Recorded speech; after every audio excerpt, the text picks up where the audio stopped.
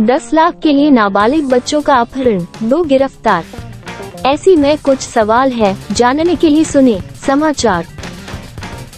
वसई पूर्व की नायगांव पुलिस ने 2 नाबालिग बच्चों के अपहरण कर उससे 10 लाख रुपए की फिरौती मांगने वाले 2 लोगों को गिरफ्तार करके दोनों को सही सलामत छुड़ा लिया है। खबर के मुताबिक नायगांव में रहने वाले दीपक कुमार गुप्ता की चप्पल की दुकान है। उसकी 17 साल की लड़की और 7 साल का लड़का गायब हो गया, जिसकी तलाश की जा रही थी कि दीपक के नंबर पर फोन आया कि आपके बच्चे मेरे पास है, आप उसको छुड़ाने के लिए 10 लाख तैयार रखिए। दीपक ने इसकी शिकायत नायगांव पुलिस स्टेशन में दर्ज कराए।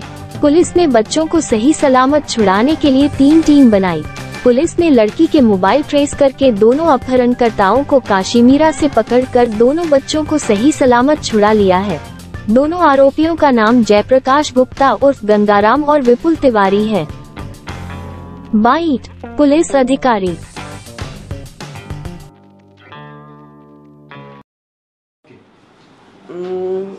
23/12/2023 रोजी डिसेंबर दीपक गुप्ता हे पोलीस स्टेशनला आले।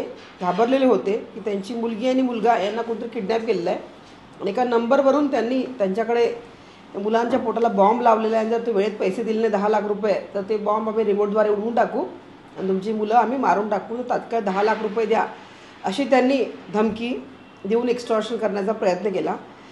त्यांची मुलगी आकांक्षा वय 17 वर्ष आणि मुलगा आदर्श वय 8 वर्ष यांचं किडनॅपिंग केल्याची माहिती त्यांनी आम्हाला दिली।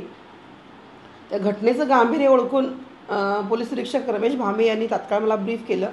आम्ही तात्काळ 3 टीम तयार केल्या आणि 3 टीम वेगवेगळ्या कामाला लावल्या। त्याचबरोबर बॅक ऑफिसला देखील आमचं लोकेशन घेणं वगैरे ती माहिती घेणं हे पोलीस स्टेशनमधनं सुरू होतं। तर 2-3 लोकेशन आम्हाला मिळाले, त्या ठिकाणी आम्ही आमच्या 2-3 टीम रवाना केल्या।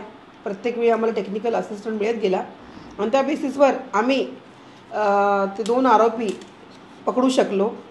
त्यांना एका काशीगाव येथे एका रूममध्ये त्या 2 मुलांना डांबून ठेवण्यात आलं होतं। त्यांची सुखरूपपणे सुटका माहिती मिळाल्यानंतर FIR होऊपर्यंत अवघ्या 2 तासात झाली आणि पुढील 5-6 तासामध्ये आम्ही जे 2 आरोपी ज्यांनी कॉल करून त्या पालकांना धमकी दिली होती आणि एक बेकायदेशीर कृत्य करण्याचा प्रयत्न केला होता, त्या दोन्ही आरोपींना पोलीस निरीक्षक रमेश भामे, त्यांची टीम, त्यांचे सर्व अधिकारी अंमलदार यांनी अत्यंत मेहनतीनं शिताफीनं अटक करून एक भयंकर कृत्य होण्यापासून वेळेत बचाव केलेला आहे आणि एक उत्कृष्ट पोलिसिंगचा उदाहरण सेट केलेलं आहे। आरोपीची बॅकग्राऊंड त्याची माहिती सध्या आम्ही घेत आहोत। आरोपींचं सध्या कुठल्याही गुन्हेगारी बॅकग्राऊंड नाही आहे। त्यांचं एकाचं वय 20 वर्ष आहे आणि एकाचं वय 22 वर्ष आहे। तर त्याची नावं विपुल तिवारी वय वर्ष 20 राहणार काशीगाव आणि दुसरा सोनू गुप्ता वय 23 तोही काशीगाव मेराड येथीलच आहे। मॅडम आरोपीला कसं माहीत होतं की हे मोचीकडे एवढे पैसे आहेत? ह्याच्यावर आमचा अजून सखोल तपास सुरू आहे। त्याच्यामध्ये आपण 120 देखील लावलेला आहे। घरून कुणी माहिती दिली होती का, कोणी जवळची व्यक्ती त्यांना त्याच्याशिवाय आमचाही तो प्रश्न पडला होता की मोचीची जी सिच्युएशन आहे ती पाहता 10 लाख मोठी अमाऊंट होती, पण कुठली अमाऊंट त्यात आलेली आहे ती माहिती मिळाली आहे का, घरून कुणाकडून किंवा कामगार असेल कोणी असेल त्यांच्याकडून ती माहिती मिळाली आहे का, याच्याविषयी देखील आम्ही सखोल तपास करत आहोत। सध्या CR 455/2023 अन्वये IPC 363, 364 387, 342 आणि 120B नुसार गुन्हा नोंद आहे आणि तपास खूप ताकदीनं नायगाव टीम करत आहे। पोलिसांना पण याच्यामध्ये लागला आहे आणि पोलीस पण वेशभूषा बदलत यामध्ये पोलिसांना बरीच बॅक ऑफिसला बरीच कामं करावी लागतात। तर यामध्ये देखील 2 मुलांचं ते अल्पवयीन मुलं होती, 17 वर्षाची आकांक्षा आणि 8 वर्षाचा आदर्श, त्यांची सुरक्षितता, त्यांना सुरक्षित परत आणणं हे आमच्यासाठी खूप महत्त्वाचं होतं।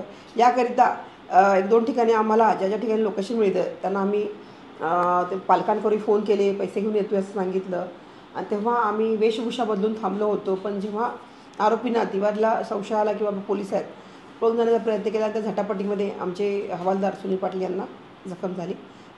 तर असे धाडसी कामं आम्हाला वेळेनुसार करावीच लागतात।